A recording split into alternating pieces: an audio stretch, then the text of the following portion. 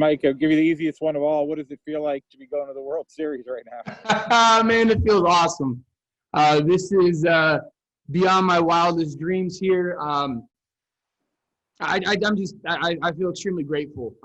This group of guys, this organization, what we've had to endure this year, it's a special group. And to be able to go and, play another series with these guys is well worth it. And just what about the way you guys went through these 3 days, whatever doubts and questions you were asked, and maybe even in your own minds to come out and just take charge from the start tonight? Yeah, I think it sums up our team.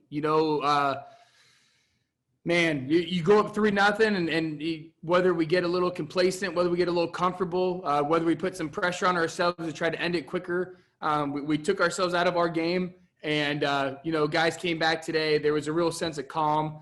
It really felt how the clubhouse usually feels. And, these guys responded. Juan. Hey, Mike, congratulations.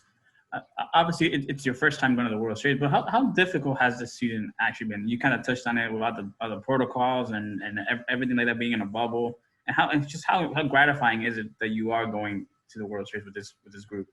Yeah, Cash's message at the beginning of the year was there's two ways to look at it. You can either say this year doesn't count, or this year is going to be the hardest year to get to the World Series. And that was before we expanded playoffs. That was before any of this stuff happened. And I'll tell you what, a 3-game wild card, 5 straight games in the DS, 7 straight in the CS, it's not easy, and these guys responded, the whole team, from the training staff, from the COVID protocols, just to the coaching staff, the communication. Everybody's done an amazing job. The players that have been, flexible with what they've been asked to do.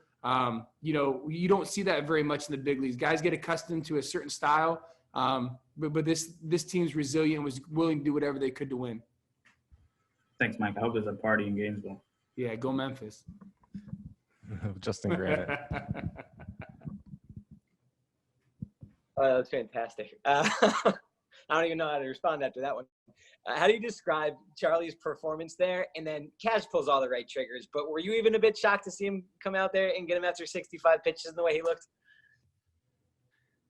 I want to say yes, but like you said, Cash pulls all the right moves. This was the best I've seen Charlie in the time I've been able to catch him in the past 2 years. Just had everything working, had a great mix. It was the game plan to, keep a 4-pitch mix. That's such a talented lineup over there. I think you see that and throughout the series. They don't strike out much.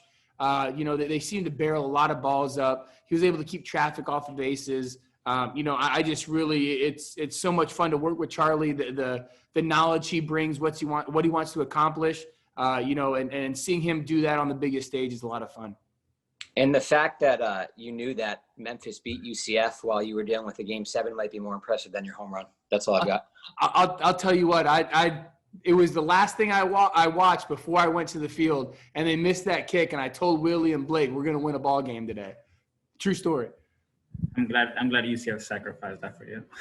All right, we'll go to John Romano. Congratulations, Mike. Thank you.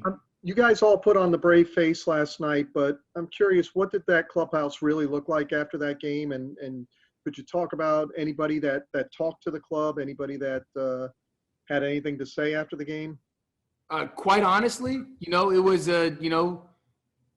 it was about the message you saw. It was, hey, throw it out. We get a chance to play tomorrow. Like I said yesterday, if you would have told us we had a chance to play in a Game 7 to get to the World Series, all of us would have taken that opportunity, regardless of how we got there. So we knew that we had a chance today. We're a really good team. It's tough to beat a team 2, 3, 4 times in a row. We knew that we were going to get going. And guys believe that. Yesterday, Cash, Ozzy, a lot of guys just continue to preach, look, come out and get ready to go tomorrow. The clubhouse was as normal as we could have been for the biggest game of the season. And I think that speaks a lot of the culture that we have. We'll go to James Wagner next. Hey, Mike, congratulations. Obviously, since us reporters can't be in the clubhouse this year, can you describe what the celebration looks like? I mean, is it tamer? And then do you miss like alcohol burn in your face, I guess, or eyes? So. Yes and yes. You know, we done a great job to make it as fun as possible. You know, there's confetti, silly string. I mean, I think you've seen it. I think we've tried to embrace it for what it's worth.